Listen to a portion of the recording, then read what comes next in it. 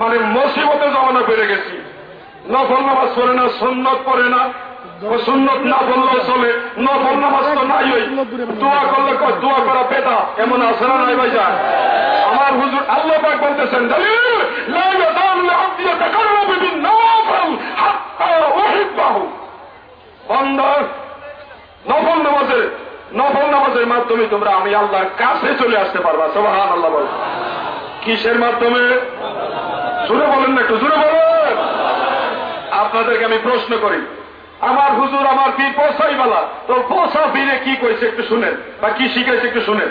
আমার খাজা বাবা যারা গালি দেন আপনাদেরকে বলি আমার হুজুর পোসাই যারা মনে করেন আপনাদেরকে বলি আমার হুজুর কি উপকার করেছে শুনেন।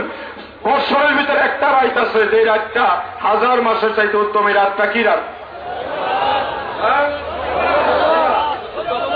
লাইলাতুল কদর খায়রুম মিন আলফি শাহর।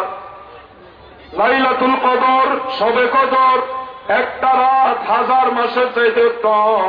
জামানার মহাউলি আমার কেবলা জান হুজুর দয়া করে একটা আমল আমাদেরকে শিখাইলেন। প্রতিদিন এশারের নামাজে সুন্নত ফরজ নামাজ পড়ার পরে সুন্নত পরে বেতেরের আগে 2 রাকাত নফল নামাজ আমাদেরকে দিয়ে বাধ্যতামূলক ভাবে পড়ায় কি পড়ায় না বলেন? গত মাহে রমজান শরীফ আমি চিন্তা করতেছি কেন হুজুর এত গুরুত্ব দিয়ে বেতেরের আগের নফল নামাজটা পড়ায়। দুনিয়ার অন্যান্য মসজিদে দেখি বেশিরভাগ মুসল্লি বেতেরের আগের নফল নামাজটা পড়ে না। পরে বেতেরের নামাজের পরে যে নফল নামাজটা এইটা অনেকে পড়ে, কিন্তু আগেরটা বেশিরভাগ মুসল্লি পড়ে না। কি ঠিক হবে? ঠিক হয়ে যায়। কিন্তু আত্মশীল হুজুর দেখি বেতেরের আগেরটা বাধ্যতামূলক করে দিলেন। আমি গত রমজান মাসে চিন্তা করতে করতে করতে করতে করতে এটার কোনো সুরাহা পাই না। কেন গুরুত্ব দিলেন?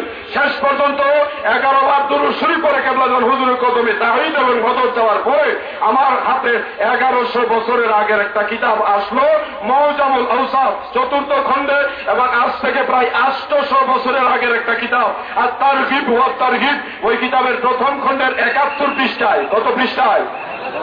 জবান খুলে বলেন একটু, কত পৃষ্ঠায়?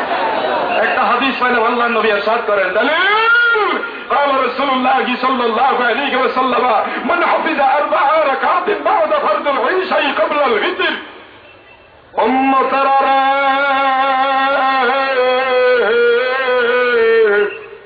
যারা এশারের নামাজের ফরজের পরে বেতেরের আগে 4 রাকাত নামাজ ঠিক ভাবে সংরক্ষণ করবে, ঠিক ভাবে আদায় করবে, পড়বে। এশারের ফরজের পরে 2 রাকাত সুন্নত আর 2 রাকাত, আপনারা জানেন না? এশারের ফরজের পরে বেতেরের আগে 2 রাকাত সুন্নত আর 2 রাকাত। এই 4 রাকাত নামাজ আত্মশী দরবার পড়ানো হয় কি হয় না? দয়াল নবীজি বলেন এই 4 রাকাত নামাজ, এই নামাজ যারা ঠিক রাখবে নফল নামাজটা সহ, এই নফল নামাজ পড়ার বিনিময়ে লাইলাতুল কদরের সমান সওয়াব আমল নামায় আসবে। সেই শিক্ষা আমার কেবলাজান হুজুর দিতে, যাকে যারা আমল নামায় প্রত্যেকটা দিন লাইলাতুল কদরের সমান সওয়াব আসতেছে যারা আমল করে। কি ঠিক হবে? ঠিক হয়ে যায়। জাহান্নামে যাইতে চাননি? কারা কারা জাহান্নামে যাইতে চান না? হাত দেন। আমি কিন্তু একটু উল্টা পাল্টা প্রশ্ন করি, হাত নামান। আমরা সবাই জান্নাতে যাব, তবে সত্য একটা আমল হুজুর কেবলাজান শিক্ষা দিলেন। আপনারা জবানটা খুইলা জবাব দেন যে মাগরিবের নামাজ কয় রাকাত? 7 রাকাত। ফরজ হইল 3 রাকাত। মাগরিবের নামাজ 7 রাকাত, শেষে 2 রাকাত নফল নামাজ অনেকে পড়ে না। আত্মশী দরবারে বাধ্যতামূলক ভাবে পড়ানো হয়।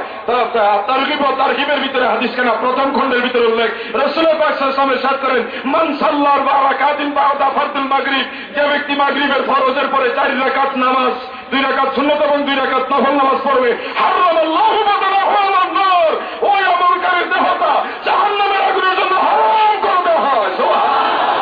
সেই শিক্ষা আমার খাদা।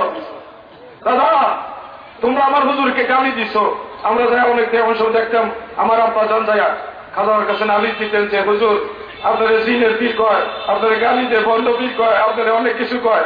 কেবলাজান হুজুর বলতেন, বাবা আমারও তো শুধু তারা গালি দেয়, আমার নবী তো কাফেররা মারছে,